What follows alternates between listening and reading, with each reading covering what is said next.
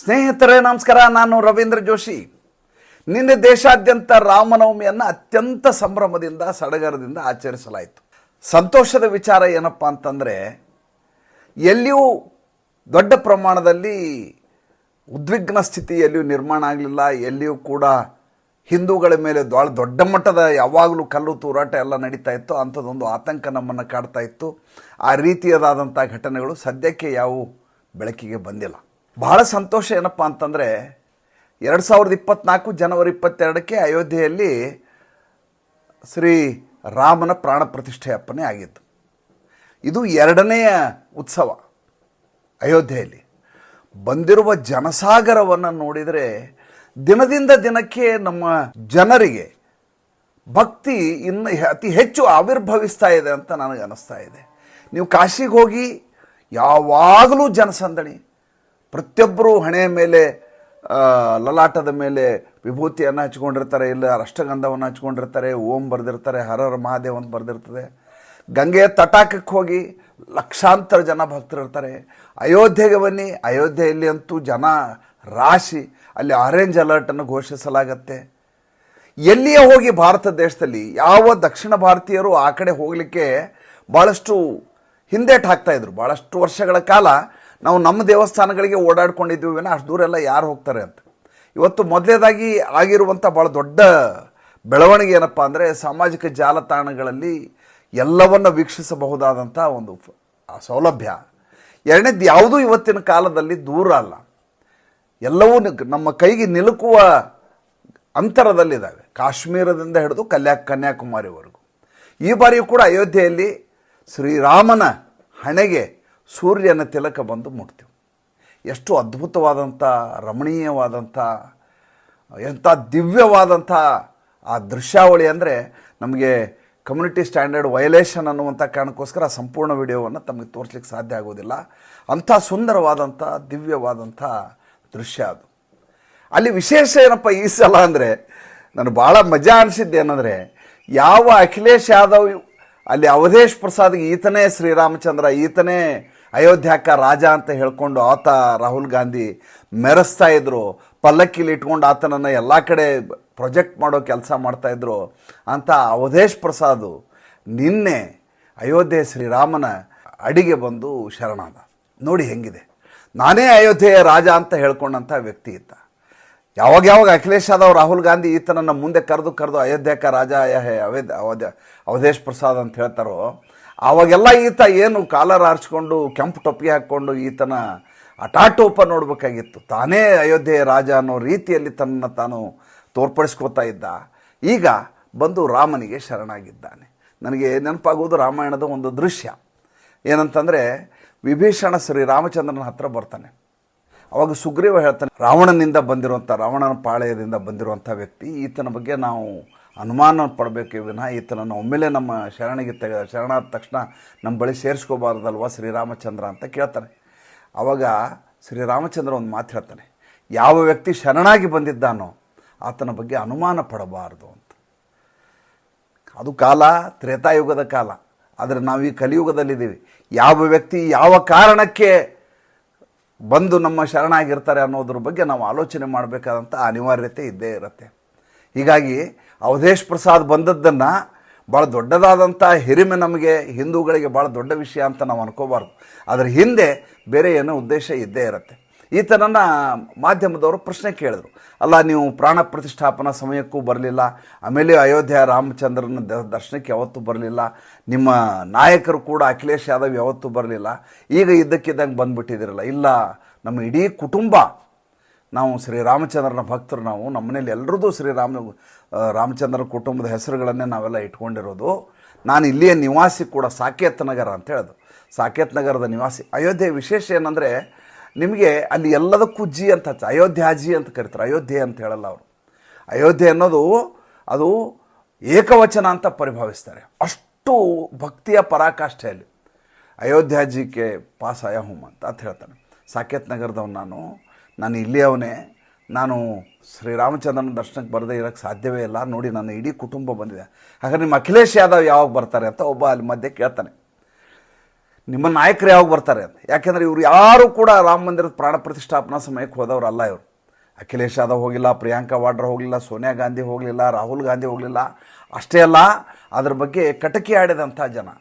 ಈತ ಅಂತೂ ರಾಹುಲ್ ಗಾಂಧಿ ಅಂತೂ ಎಷ್ಟು ನೀಚ ತುಚ್ಛವಾದ ಶಬ್ದಗಳನ್ನ ಆಡಿದ ಅಂದರೆ, ಅಲ್ಲಿ ಐಶ್ವರ್ಯ ರಾಯ್ ಹೋಗಿ ಡ್ಯಾನ್ಸ್ ಮಾಡಿದ್ರು ಅಂತ ಮಾತಾಡಿದ. ಪಾಪ ಐಶ್ವರ್ಯ ರಾಯ್ ಬಂದೇ ಇರಲಿಲ್ಲ ಅವತ್ತು ಕಾರ್ಯಕ್ರಮಕ್ಕೆ, ಅಮಿತಾಬ್ ಬಚ್ಚನ್ ಬಂದದ್ದು.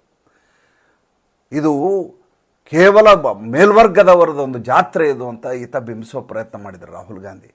ಅದರ ಫಲಿತಾಂಶ ಮುಂದೆ ಚುನಾವಣೆಯಲ್ಲಿ ಆಯ್ತವ್ರಿಗೂ ಬೇರೆ ವಿಚಾರ. ಆದರೆ ಹಿಂದೂ ಧರ್ಮದ ಕಾರ್ಯಕ್ರಮಗಳ ಬಗ್ಗೆ, ಹಿಂದೂಗಳ ಬಗ್ಗೆ ತುಚ್ಛವಾಗಿ ಮಾತನಾಡುವುದನ್ನು ಇವರು ತಮ್ಮ ರಾಜಕೀಯದ ಭಾಗವನ್ನಾಗಿ ಮಾಡ್ಕೊಂಡಿರ್ತಾರೆ. ಆದರೆ ಅವರಿಗೆ ಯಾವುದೇ ರೀತಿಯಾದಂಥ ಶಿಕ್ಷೆ ಆಗೋದಿಲ್ಲ. ಅದು ನಂಗೆ ಬೇಜಾರಾಗೋದು. ಇವರು ಏನು ಮಾತಾಡಿದರೂ ಕೂಡ ನಡೆದು ಹೋಗುತ್ತೆ ಅಂತ. ಅಲ್ಲಿ ಅವನು ಒಬ್ಬ ಸ್ಟಾಲಿನ್ ನನ್ನ ಮಗ ಇರ್ತಾನೆ, ಆತ ಇದ್ದಕ್ಕಿದ್ದ ಹಾಗೆ ಇದು ಕೊರೋನಾ ಅಂತಾನೆ, ಮಲೇರಿಯಾ ಅಂತಾನೆ, ಆತನಿಗೆ ಕೋರ್ಟ್ನಿಂದ ಬೇಲ್ ಸಿಕ್ಬಿಡತ್ತೆ. ಆತನ ಎಲ್ಲ ಕೇಸ್ಗಳು ಕ್ಲಬ್ ಆಗಿಬಿಡ್ತವೆ. ಆತನ ಬಂಧಿಸಲಾರದ ಹಾಗೆ ತಡೆಯಾಜ್ಞೆ ಸಿಗತ್ತೆ.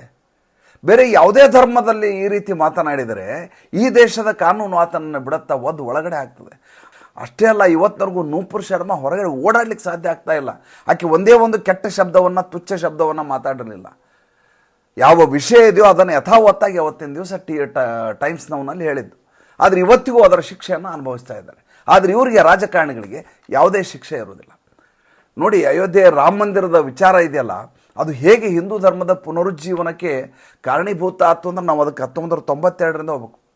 ಅವತ್ತು ಯಾವ ಬಾಬರ್ ಮತಾಂಧತೆಯನ್ನು ಮೆರೆದು ನಮ್ಮ ರಾಮ ಮಂದಿರದ ದೇಗುಲವನ್ನು ಕೆಡವಿ ತನ್ನ ಮಸೀದಿಯನ್ನು ಮೇಲೆ ಮಾಡ್ಕೊಂಡು ಡೂಮ್ ಹಾಕಿ ಗುಮ್ಮಟವನ್ನು ಹಾಕಿ ಅಲ್ಲಿಗೆ ಶುರುವಾದಂಥ ನಮ್ಮ ಹೋರಾಟ ರಾಮ ಮಂದಿರದ ನಿರ್ಮಾಣದವರೆಗೂ ಮುಗಿಯೋದಿಲ್ಲ.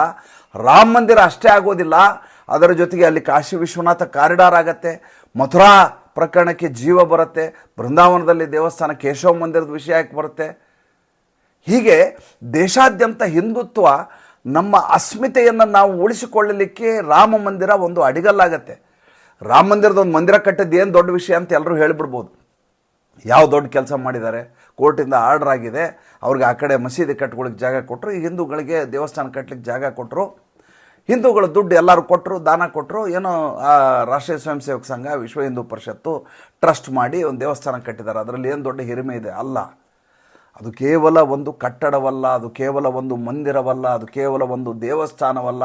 ಅದು ಈ ದೇಶದ ಹಿಂದೂಗಳ ಮನಸ್ಥಿತಿಗೆ ಇಂಬು ಕೊಟ್ಟಂಥ, ಅವರೊಳಗೆ ಜಾಗೃತಿಯನ್ನು ಮೂಡಿಸಿದಂಥ ಅತಿ ದೊಡ್ಡದಾದಂಥ ಸಾದೃಶ್ಯ ಸ್ವರೂಪ ಅದು.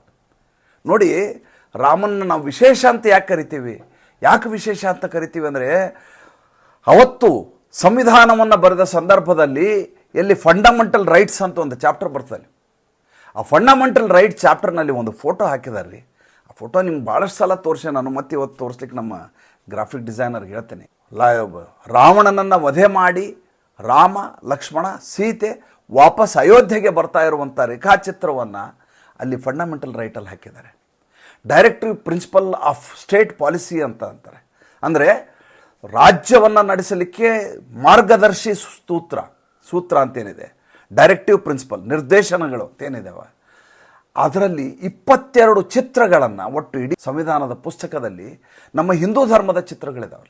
ಅಲ್ಲಿ ಈ ಡೈರೆಕ್ಟಿವ್ ಪ್ರಿನ್ಸಿಪಲ್ ಬಗ್ಗೆ ಹೇಳ್ತದೆ. ಈ ಡೈರೆಕ್ಟಿವ್ ಪ್ರಿನ್ಸಿಪಲಲ್ಲಿ ಈ ದೇಶವನ್ನು, ಈ ರಾಜ್ಯವನ್ನು ಹೇಗೆ ನಡೆಸಬೇಕು, ಶ್ರೀರಾಮರಾಜ್ಯದ ಥರ ಹೇಗೆ ನಡೆಸಬೇಕು ಅಂತ ಅದರಲ್ಲಿ ಎಲ್ಲವೂ ಆ ಚಿತ್ರಗಳ ಮೂಲಕ ಹೇಳುವಂಥ ಪ್ರಯತ್ನ ಆಗಿದೆ. ಅಂದರೆ ನೀವು ಒಂದು ಕಾಲುವೆಯನ್ನು ಮಾಡ್ತೀರಿ, ಒಂದು ನದಿಯನ್ನು ಅದಕ್ಕೆ ಡೈರೆಕ್ಷನ್ ಕೊಡ್ತೀರಿ, ಅದಕ್ಕೆ ಒಂದು ರಸ್ತೆಯನ್ನು ಮಾಡ್ತೀರಿ, ಆ ಊರಿನ ವಿದ್ಯುತ್ ದೀಪ, ಅಲ್ಲಿಯ ಹಕ್ಕುಗಳು, ಅಲ್ಲಿಯ ಅಭಿವೃದ್ಧಿಗಳು ಎಲ್ಲವನ್ನ ಏನನ್ನು ಬರೆಯಲಾಗಿದೆ, ಅನುಚ್ಛೇದಗಳನ್ನು ಹಾಕಲಾಗಿದೆಯೋ ಅದಕ್ಕೆ ಪೂರಕವಾಗಿ ಅವತ್ತಿನ ಕಾಲಘಟ್ಟದಲ್ಲಿ ಅದಕ್ಕೆ ಚಿತ್ರಗಳನ್ನು ಬರೆಸಲಾಯಿತು. 22 ಚಿತ್ರ ಇದ್ದಾವೆ.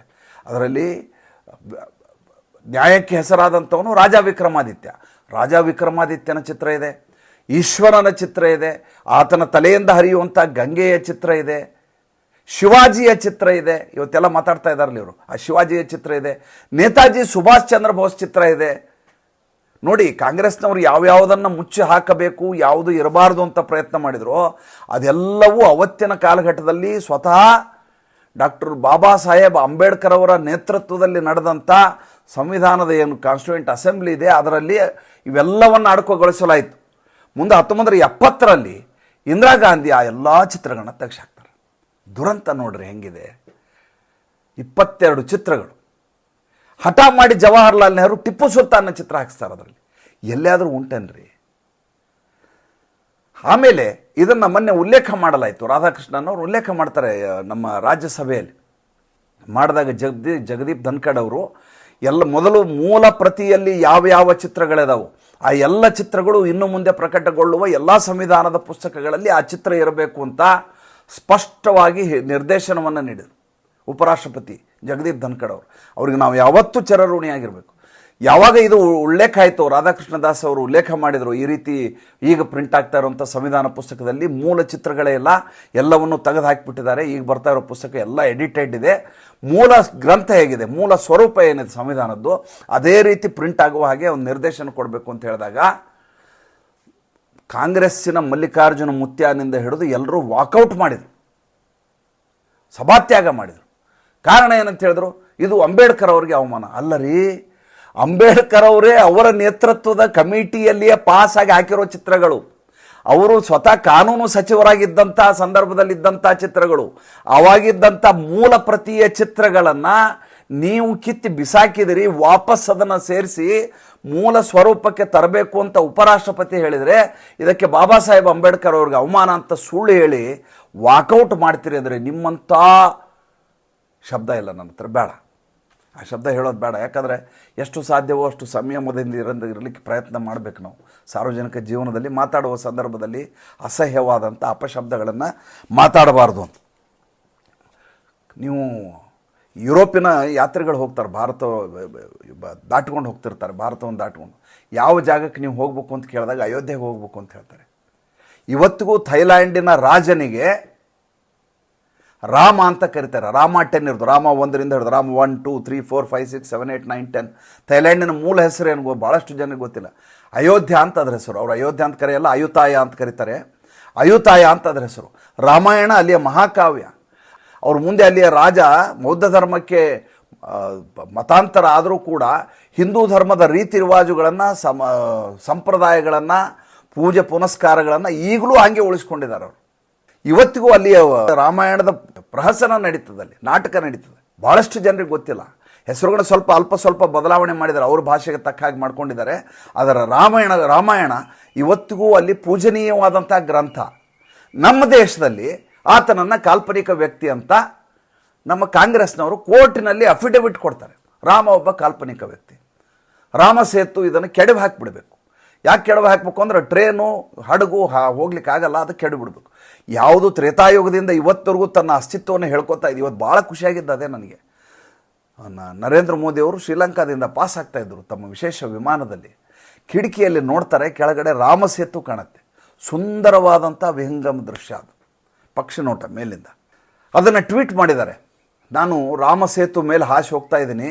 ಇದೇ ಸಂದರ್ಭದಲ್ಲಿ ಅಯೋಧ್ಯೆಯಲ್ಲಿ ಪ್ರಾಣ ಪ್ರತಿಷ್ಠಾಪನೆ ಆಗಿರುವಂಥ ಶ್ರೀರಾಮಚಂದ್ರನ ಹಣೆಗೆ ತಿಲಕ ಸೂರ್ಯನ ರಶ್ಮಿ ಬಂದು ಹಾದು ಹೋಗ್ತಾ ಇದೆ. ಆ ಸಂದರ್ಭದಲ್ಲಿ ನಾನು ಇಲ್ಲಿ ರಾಮ ಸೇತು ಮೇಲ್ಗಡೆ ಇದ್ದೀನಿ ಅಂತ. ಇವ್ರದೇ ಜಿತೇಂದ್ರ ಸಿಂಗ್ ಅನ್ನುವಂಥ ಇವರ ಕ್ಯಾಬಿನೆಟ್ನಲ್ಲಿದ್ದಂಥ ವ್ಯಕ್ತಿ ಅದೊಂದು ಕಟ್ಟಡ ಅಂತ ಹೇಳಿದರು ರಾಮ ಸೇತು ಬಗ್ಗೆ. ಇವತ್ತು ಈ ದೇಶದ ಪ್ರಧಾನಮಂತ್ರಿ ಇದಕ್ಕೆ ರಾಮ ಸೇತು ಅಂತ ಅಫಿಷಿಯಲ್ ಆಗಿ ಅಧಿಕೃತವಾಗಿ ಮತ್ತೊಂದು ಸಲ ಹೇಳಿದ್ದಾರೆ. ಇದಕ್ಕಾಗಬೇಕಾಗಿದ್ದೇನೆಂದರೆ ಅದನ್ನು ಸಂರಕ್ಷಿತ ಪ್ರದೇಶ ಅಂತ ಮಾಡಬೇಕಾದಂಥ ಅಗತ್ಯತೆ ಇದೆ. ನೋಡಿ, ರಾಮೇಶ್ವರಂದ ಭಾಳ ದೊಡ್ಡದಾದಂಥ ಬ್ರಿಡ್ಜನ್ನು ಉದ್ಘಾಟನೆ ಮಾಡಿದರು ನರೇಂದ್ರ ಮೋದಿಯವರು. ವರ್ಟಿಕಲ್ ಬ್ರಿಡ್ಜ್ ಅಂದರೆ ಯಾವಾಗ ಹಡಗು ಬರುತ್ತೋ ಆವಾಗ ಬ್ರಿಡ್ಜ್ ತಂತಾನೆ ಮೇಲ್ಗಡೆ ಹೋಗುತ್ತೆ. ತಾಂತ್ರಿಕತೆಯ ಉತ್ಕಟಾವಸ್ಥೆ ಅದು. ನಮ್ಮ ಟೆಕ್ನಾಲಜಿ ಯಾವ ಮಟ್ಟಿಗಿದೆ ಅಂತ ನೋಡ್ಬೇಕಂದ್ರೆ ಅದೇ ರೀತಿಯ ಬ್ರಿಡ್ಜ್ ನಿಮ್ಮ ಗೋವಾದಲ್ಲೂ ಇದೆ, ನೀವು ನೋಡಿರ್ಬೇಕಂತ. ಅದೇ ರೀತಿದ ಮೇಲೆ ಹೋಗುತ್ತೆ. ಸಾವಿರಾರು ಕೋಟಿ ರೂಪಾಯಿಗಳನ್ನ ಹಾಕಲಾಗಿದೆ. ಇಡೀ ತಮಿಳುನಾಡಿನ ಸ್ವರೂಪವನ್ನೇ ಬದಲಿಸಬಲ್ಲಂಥ ಸಮುದ್ರಯಾನ, ರಸ್ತೆಯಾನ ಎಲ್ಲವನ್ನೂ ಸಂಪೂರ್ಣವಾಗಿ ಇನ್ನೊಂದು ಹಂತಕ್ಕೆ, ಮತ್ತೊಂದು ಸ್ತರಕ್ಕೆ ತೆಗೆದುಕೊಂಡು ಹೋಗುವಂಥ ಬಹಳ ದೊಡ್ಡ ಯೋಜನೆ ಅದು. ನರೇಂದ್ರ ಮೋದಿ ಅದರ ಉದ್ಘಾಟನೆ ಹೋಗಿದ್ದರು. ಅಲ್ಲಿಯ ಮುಖ್ಯಮಂತ್ರಿ ಎಂ ಕೆ ಸ್ಟಾಲಿನ್ ಹೋಗಲೇ ಇಲ್ಲ. ವಿದೇಶದಿಂದ ವಿಶೇಷ ವಿಮಾನದಲ್ಲಿ ನರೇಂದ್ರ ಮೋದಿ ಅವರು ಬಂದರು, ಅವ್ರನ್ನ ಸ್ವಾಗತಿಸಲಿಕ್ಕೆ ಹೋಗಲಿಲ್ಲ. ಕೇಳಿದರೆ ತ್ರಿಭಾಷಾ ನೀತಿ, ರಾಜಕಾರಣ ಮಾಡ್ತಾರೆ. ಒಬ್ಬ ಪ್ರಧಾನಮಂತ್ರಿ ತನ್ನ ರಾಜ್ಯಕ್ಕೆ ಬರುವ ಸಂದರ್ಭದಲ್ಲಿ ಯಾವುದೇ ವಿಚಾರಧಾರೆಯಲ್ಲಿ ಭಿನ್ನಮತ ಇರಬಹುದು, ಆದರೆ ಗೌರವ ರೂಪಕವಾಗಿ ಆಯಾ ಪ್ರಧಾನಮಂತ್ರಿಯನ್ನು ಬರಮಾಡಿಕೊಳ್ಳಿಕ್ಕೆ ಸ್ವಾಗತಿಸಲಿಕ್ಕೆ ಆಯಾ ರಾಜ್ಯದ ಮುಖ್ಯಮಂತ್ರಿ ಹೋಗಬೇಕಾಗಿದ್ದು ಶಿಷ್ಟಾಚಾರ, ಅದು ಪ್ರೋಟೋಕಾಲ್. ಅದು ಆ ಪ್ರೋಟೋಕಾಲನ್ನು ಇವತ್ತಿನ ಕಾಲಘಟ್ಟದಲ್ಲಿ ಈ ಮುಖ್ಯಮಂತ್ರಿಗಳೆಲ್ಲ ಬ್ರೇಕ್ ಮಾಡ್ತಾ ಇದ್ದಾರೆ. ಇದೇ ಕೆಲಸವನ್ನು ಮಮತಾ ಬೇಗಂ ಅವರು ಪಶ್ಚಿಮ ಬಂಗಾಳದಲ್ಲಿ ಒಂದಲ್ಲ ಮೂರು ಸಲ ಮಾಡಿದರು. ಆಂಧ್ರ ಪ್ರದೇಶದಲ್ಲಿ ಇದೇ ಕೆಲಸ ಆಗಿತ್ತು ಈ ಹಿಂದೆ, KCR ಹೋಗಿರಲಿಲ್ಲ. ಅಂದರೆ ಇವರು ಈ ದೇಶದ ಒಟ್ಟು ವ್ಯವಸ್ಥೆಯ ಬಗ್ಗೆ, ಈ ದೇಶದ ಪ್ರಧಾನಿಯ ಬಗ್ಗೆ ತಾತ್ಸಾರ ಮತ್ತು ರಾಜಕಾರಣವನ್ನು ಮಾಡಬೇಕು.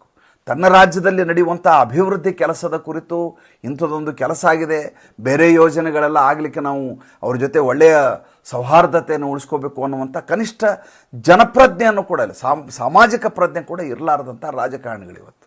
ಮತ್ತು ಮುಂದಿನ ಸಂಚಿಕೆಯಲ್ಲಿ ಮಾತಾಡ್ತೀನಿ. ಸಂಚಿಕೆ ಇಷ್ಟ ಆಗಿದ್ದರೆ ಲೈಕ್ ಮಾಡಿ, ಫಾಲೋ ಮಾಡಿ, ಶೇರ್ ಮಾಡಿ. ದಯವಿಟ್ಟು ನಮ್ಮ ಮುಕ್ತ ಪತ್ರಿಕೋದ್ಯಮಕ್ಕೆ ಆರ್ಥಿಕವಾಗಿ ಬೆಂಗಾವಲಾಗಿ ನಮಸ್ಕಾರ.